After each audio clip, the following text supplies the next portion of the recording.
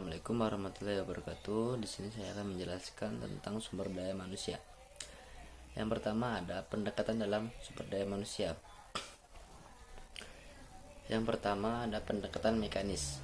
Yang kedua pendekatan paternalis dan pendekatan sistem sosial. Pendekatan mekanis adalah mengganti peranan tenaga kerja manusia dengan tenaga mesin untuk melakukan pekerjaan.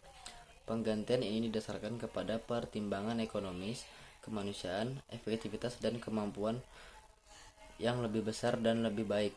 Pendekatan mekanis ini menitik beratkan analisisnya kepada spesialisasi, efektivitas, standarisasi, dan memperlakukan karyawan sama dengan mesin.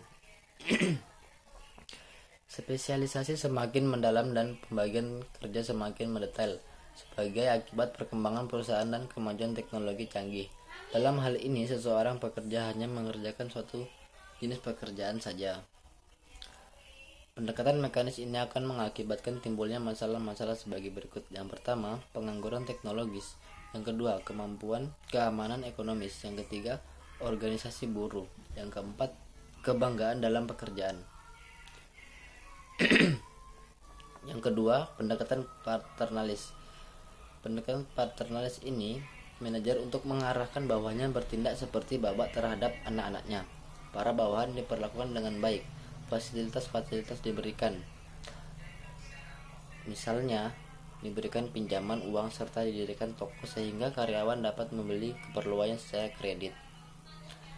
Pendekatan yang ketiga, pendekatan sistem sosial, yaitu memandang bahwa organisasi perusahaan adalah suatu sistem yang kompleks yang beroperasi dalam lingkungan yang kompleks yang bisa disebut sebagai sistem yang ada di luar.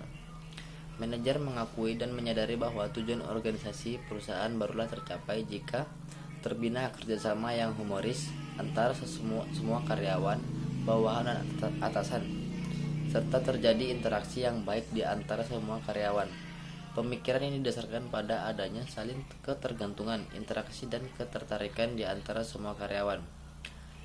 Sistem adalah suatu proses yang terdiri dari berbagai unsur komponen yang satu sama lain berkaitan secara struktural dan fungsional, saling menunjukkan dan mengisi sesuai dengan peranan dan kedudukan masing-masing. Namun keseluruhannya secara mutlak didukung oleh setiap komponen. Betapapun kecilnya, jadi setiap sistem mengandung masukan, input, proses, keluaran, output, dan merupakan sebuah kesatuan yang bekerja sendiri. Dan yang kedua, tujuan, fungsi, peranan sumber daya manusia. Fungsi manajemen sumber daya manusia. Yang pertama ada fungsi perencanaan. Perencanaan adalah merencanakan tenaga kerja secara efektif dan efisien agar sesuai dengan kebutuhan perusahaan dalam membantu terwujudnya tujuan. Perencanaan ini dilakukan dengan menetapkan program kepegawaian. Yang kedua ada fungsi organisasi, pengorganisasian. Pengorganisasian adalah kegiatan untuk mengorganisasikan semua karyawan dengan menetapkan pembagian kerja, hubungan karyawan, delegasi, wewenang, integrasi, dan koordinasi dalam bagian organisasi. Yang ketiga, pengarahan. Pengarahan adalah kegiatan mengarahkan semua karyawan agar mau bekerja dengan baik, mau bekerja sama. Pemimpin menugaskan bawahannya agar semua tugasnya dikerjakan dengan baik. Yang keempat, fungsi pengendalian. Pengendalian adalah kegiatan mengendalikan semua karyawan mentaati peraturan perusahaan dan bekerja sesuai dengan rencana. Apabila terjadi kesalahan atau penyimpangan, diadakan perbaikan. Pengendalian karyawan meliputi kehadiran, kedisiplinan, perilaku kerjasama, pelaksanaan pekerjaan, dan menjaga situasi lingkungan pekerjaan. Yang kelima, fungsi penggandaan adalah proses penarikan, seleksi, menempatkan orientasi dan induksi untuk mendapatkan karyawan sesuai dengan kebutuhan perusahaan. Penarikan adalah usaha mencari dan memikat para calon tenaga kerja agar mau melamar lowongan kerja yang ada pada suatu perusahaan. Sumber penarikan ada dua, yakni sumber internal dan sumber eksternal. Sumber internal adalah karyawan yang akan mengisi lowongan diambil dari dalam perusahaan, sedangkan sumber eksternal karyawan yang akan mengisi lowongan jabatan diambil dari luar perusahaan. Misalnya seperti kantor penetapan tenaga kerja, yang kedua lembaga-lembaga pendidikan, yang ketiga referensi karyawan atau rekan, yang keempat serikat-serikat buruh, yang kelima pencangkokan dari perusahaan lain, yang keenam nepotisme dan leasing. Kemudian peranan manajemen sumber daya manusia. Yang pertama ada menetapkan jumlah, kualitas, dan penetapan tenaga kerja yang efektif sesuai dengan kebutuhan perusahaan. Yang kedua, menetapkan penarikan seleksi dan menetapkan karyawan berdasarkan asas the right man in the right place and the right man in the right job. Bahkan untuk akhir-akhir ini, in the right man in the right time. Yang ketiga, menetapkan program kerja. Yang ketiga, menetapkan program kesejahteraan, pengembangan, promosi, dan pemberhentian. Yang keempat, meramalkan penawaran dan permintaan sumber daya manusia pada masa yang akan datang. Yang kelima, memperkirakan keadaan perekonomian pada umumnya dapat berkembang perusahaan pada khususnya. Yang keenam, memonitor dengan cermat undang-undang perburuhan dan kebijaksanaan pemberian balas jasa perusahaan-perusahaan yang sejenis. Yang ketiga, perencanaan sumber daya manusia. Perencanaan sumber daya manusia merupakan salah satu aktivitas penting dalam sumber daya manusia. Aktivitas ini penting karena berperan dalam proses perencanaan strategis sumber daya manusia dalam organisasi. Organisasi perlu melakukan perencanaan sumber daya manusia guna mengetahui kebutuhan jumlah pekerja, guna mencapai tujuan organisasi yang disesuaikan dengan jumlah penawaran tenaga kerja. Perencanaan sumber daya manusia penting dilakukan karena proses perencanaan yang baik akan mendukung pencapaian rencana strategis organisasi. Proses perencanaan manusia memungkinkan organisasi untuk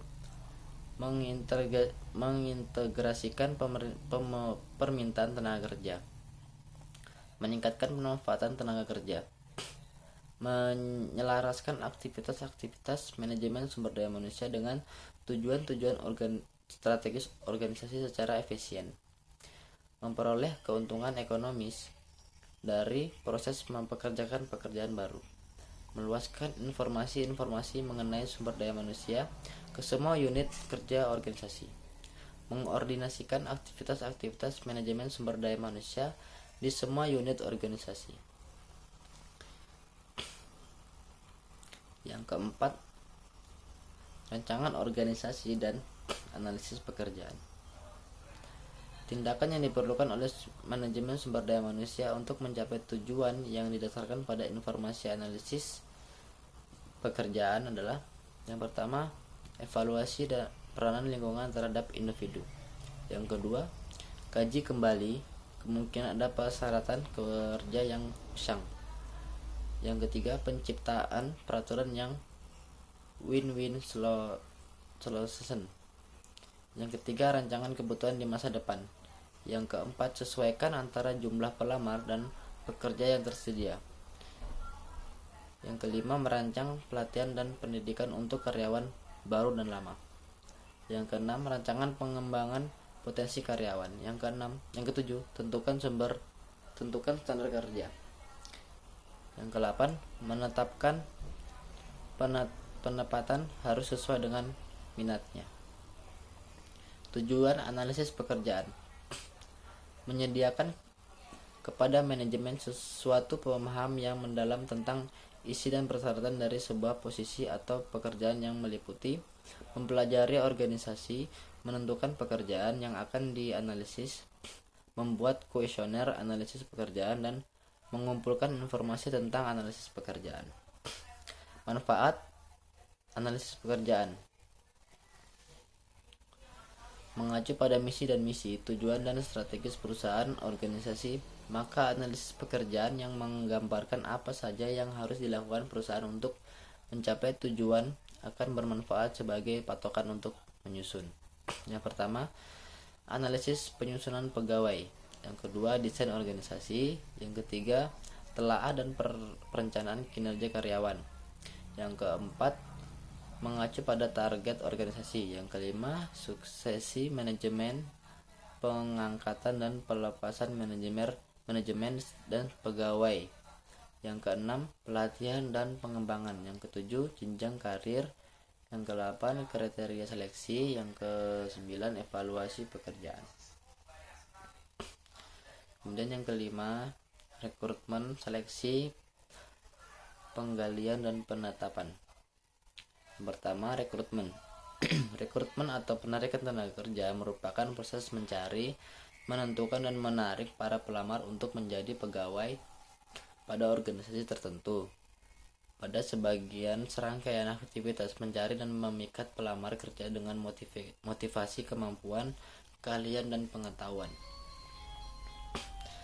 Tujuan rekrutmen adalah menerima pelamar sebanyak-banyaknya sesuai dengan kualifikasi kebutuhan perusahaan dari berbagai sumber sehingga memungkinkan akan terjenjang calon karyawan dengan kualitas yang tinggi dan yang terbaik. Proses dan sumber-sumber rekrutmen. Dari sumber internal perusahaan, yakni sumber daya manusia yang ditarik adalah berasal dari perusahaan lembaga itu sendiri. Dengan cara ini, perusahaan mencari karyawan yang ada di dalam lingkungan sendiri untuk ditempatkan pada posisi tertentu. Perekrutan dalam perusahaan dapat dilakukan melalui yang pertama, penarikan terbuka untuk suatu jabatan. Yang kedua, perbantuan pekerjaan. Yang ketiga, dari sumber eksternal di dalam negeri, perekrutan melalui walk-ins dan pelamar yang datang dan lalu menulis lamaran sendiri. Yang ketiga, rekomendasi dari karyawan. Yang keempat, agen-agen keamanan tenaga kerja negara. Yang kelima, agen-agen penempatan tenaga kerja. Yang keenam, lembaga-lembaga pendidikan dan pelatihan yang menggunakan tenaga kerja. Yang ketujuh, Departemen Tenaga Kerja selalu menampung sumber daya manusia yang mencari pekerjaan dan menyalurkan ke perusahaan-perusahaan yang membutuhkan. Yang kedelapan, tenaga-tenaga profesional mencari perusahaan.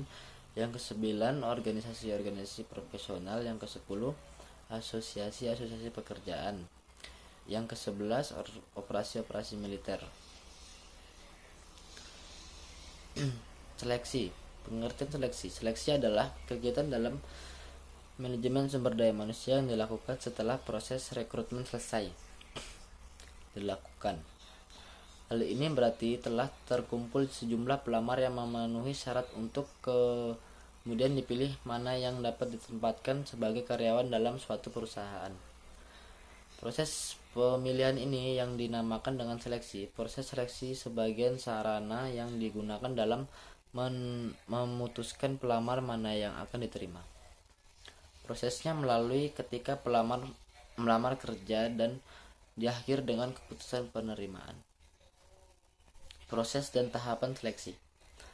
Proses seleksi adalah langkah-langkah yang harus dilalui oleh pelamar sampai akhirnya memperoleh keputusan ia diterima atau ditolak sebagai karyawan baru. Proses ini berbeda antara satu perusahaan dengan perusahaan lainnya.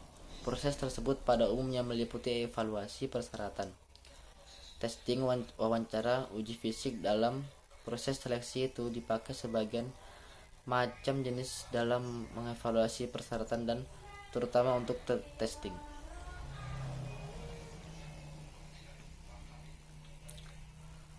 Beberapa instrumen yang dapat digunakan dalam seleksi yaitu surat-surat rekomendasi. Pada umumnya surat-surat rekomendasi tidak berkaitan dengan kinerja pekerjaan karena semuanya mengandung pujian positif. Yang kedua, format lamaran. Pada tahap ini perlu format baku formulir lamaran untuk mempermudah penyeleksi mendapatkan informasi dan yang lengkap dari calon karyawan. Yang ketiga, tes kemampuan. Tes kemampuan adalah alat-alat yang menilai kesesuaian antara pelamar dengan syarat-syarat pekerjaan. Yang keempat, tes potensi akademik. Beraneka macam tes mengukur sejauh mana kemampuan pelamar melalui dari kemampuan variabel, verbal, dan keterampilan kualitatif, sampai pada kecepatan persepsi. Yang kelima, tes kepribadian. Tes kepribadian menaksir sifat-sifat karakteristik pekerjaan yang cenderung konsisten dan bertahan lama. Kemudian tes psikologi. Para pengusaha, perusahaan retail, perdagangan, eceran, perbankan, dan perusahaan jasa lainnya sejak lama menggunakan tes psikologi. Tes ini dilakukan di atas kertas dan pensil untuk membuat pelamar yang tidak berguna dan dianggap sering mencuri dalam pekerjaan. Kemudian terakhir, wawancara. Pengertian wawancara. Wawancara sebagai suatu pertemuan dari individu yang berhadap-hadapan satu dengan lainnya. Wawancara mempunyai tujuan yang khusus dan diselenggarakan dengan kesadaran untuk itu. Pengenalan, masa orientasi atau pengenalan terhadap lingkungan kerja agar karyawan yang baru saja direkrut itu dapat memahami pola kerja yang ada di dalam perusahaan. Tujuannya adalah dapat mengenali lingkungan perusahaan. Mengenali perusahaan kepada karyawan akan membuat karyawan tersebut mengetahui apa yang menjadi visi dan misi perusahaan. Yang kedua, mengetahui tenaga pekerjaannya. Hal ini sangat penting bagi karyawan baru untuk mengetahui pola kerja dan job desk yang akan dikerjakannya selama bekerja di dalam perusahaan yang ada. Dengan mengetahui apa saja yang akan dikerjakan selama bekerja, tentu tidak akan membuat karyawan tersebut menjadi bingung. Yang ketiga, mengenali rekan sekantor. Dengan memperkenalkan orang-orang yang ada di kantor, maka akan menghilangkan sikap kaku dan canggung yang ada dalam diri karyawan baru.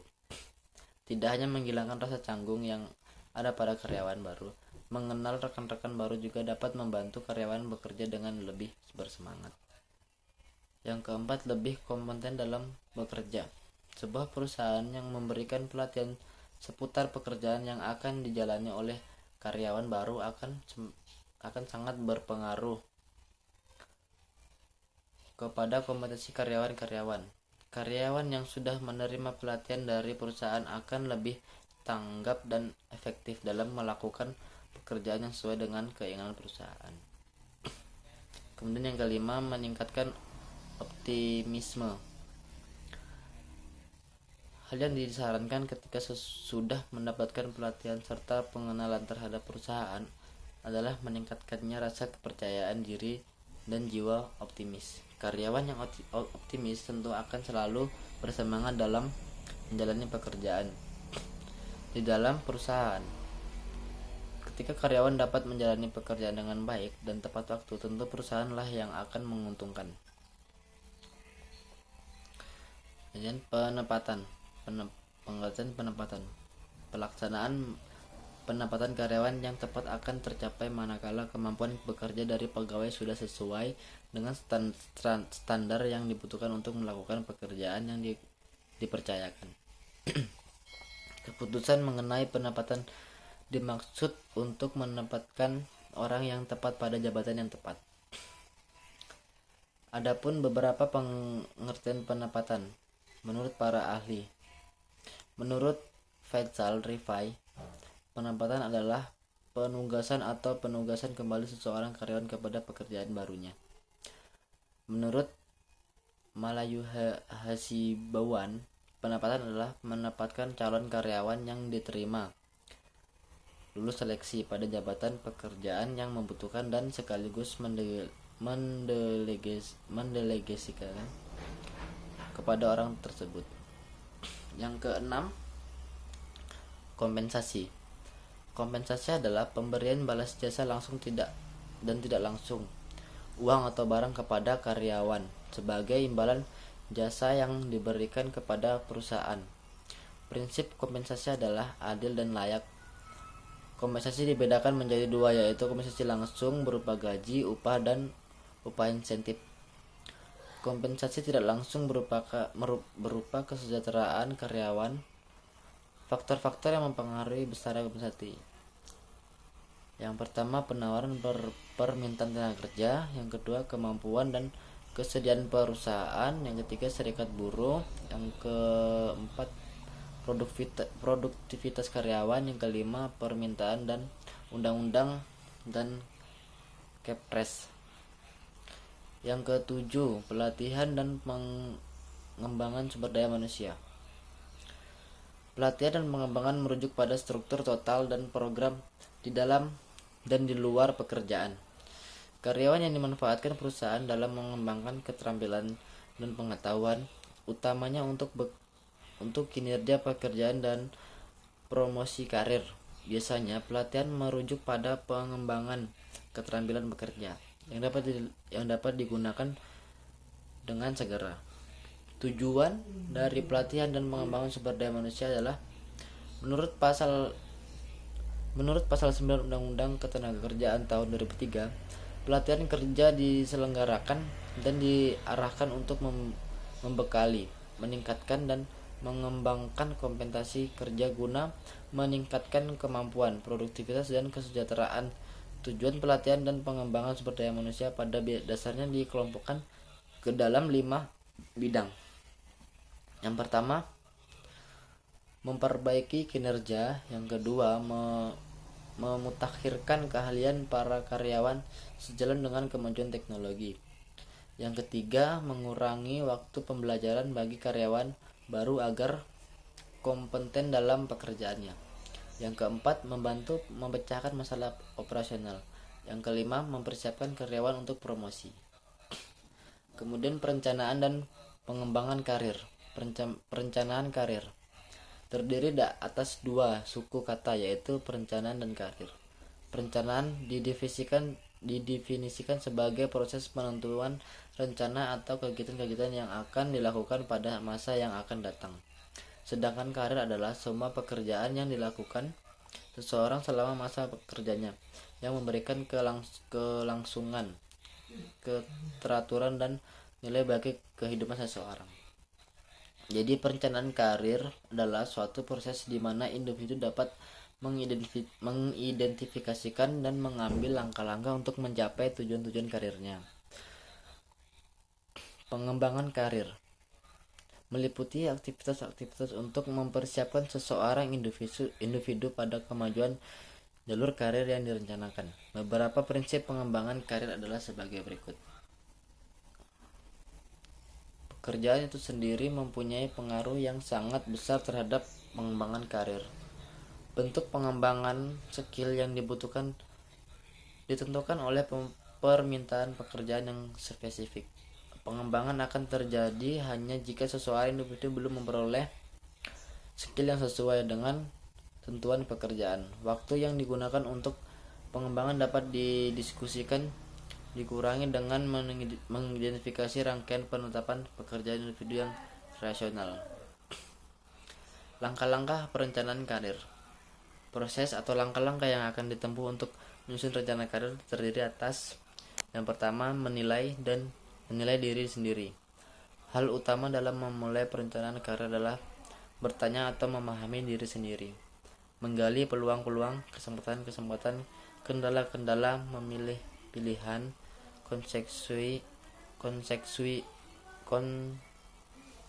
konsekuensi, keterampilan dan bakat, nilai berhubung pada keterampilan karir. Yang kedua, menetapkan tujuan karir. Setelah orang dapat menilai kekuatan, kelemahan, dan setelah mendapat pengetahuan tentang arah dari kesempatan kerja, maka tujuan karir dapat diidentifikasi dan kemudian dibentuk. Yang ketiga, menyiapkan rencana-rencana. Rencana-rencana tersebut mungkin dibuat dari berbagai macam desain kegiatan untuk mencapai tujuan karir. Yang keempat, melakukan rencana-rencana. Untuk mengimplementasikan suatu rencana, kebanyakan diperlukan iklim organisasi yang mendukung. mendukung. Artinya bahwa manajemen tingkat atas harus mengajak semua tingkatan dari manajemen untuk membantu bawahan mereka dalam meningkatkan karir ke mereka. Kemudian yang terakhir 9, penilaian kinerja dan prestasi kerja. Penilaian prestasi kerja merupakan salah satu tugas yang paling penting bagi setiap manajer. Manajer menilai prestasi seseorang karyawan bawahannya secara akurat dan menyampaikan hasil penilaian tersebut tanpa menimbulkan rasa kecewa bagi karyawan yang bersangkutan. Dari hasil pembahasan di atas, maka pelaksanaan penilaian prestasi kerja di dalam suatu organisasi sangatlah penting. Tujuan penilaian prestasi kerja adalah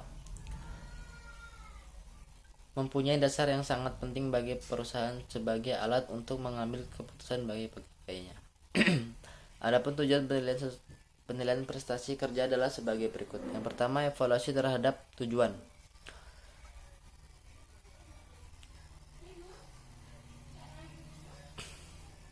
Pengembangan data yang valid untuk membayar upah, bonus, dan keputusan promosi, serta menyediakan media komunikasi untuk keputusan tersebut.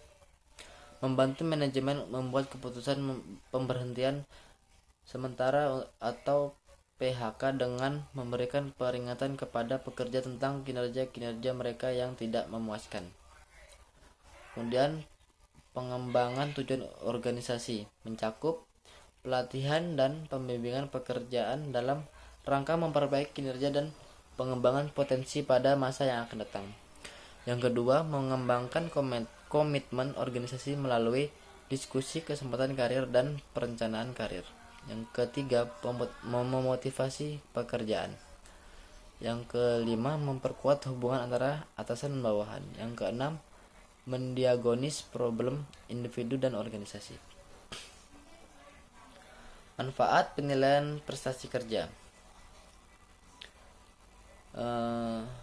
Selanjutnya, manfaat penilaian prestasi kerja ditinjau dari berbagai perspektif pengembangan perusahaan, khususnya manajemen sumber daya manusia, yaitu perbaikan prestasi kerja, menyusun kompensasi. Ketiga, keputusan pendapatan. Yang keempat, kebutuhan latihan dan pengembangan. Yang kelima, perencanaan dan pengembalian karir. Yang keenam, perbaikan proses susunan pegawai. Yang ketujuh, ketidakakuratan informasi. Yang kedelapan, kesalahan desain pekerjaan. Yang kesembilan, kesempatan kerja yang adil. Yang kesepuluh, tantangan eksternal. Pendekatan dalam penilaian prestasi kerja.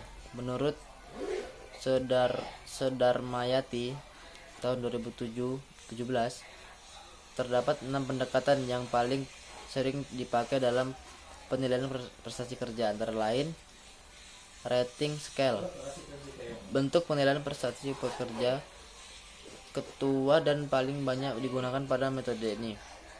Evaluasi subjek, dilakukan penilaian terhadap prestasi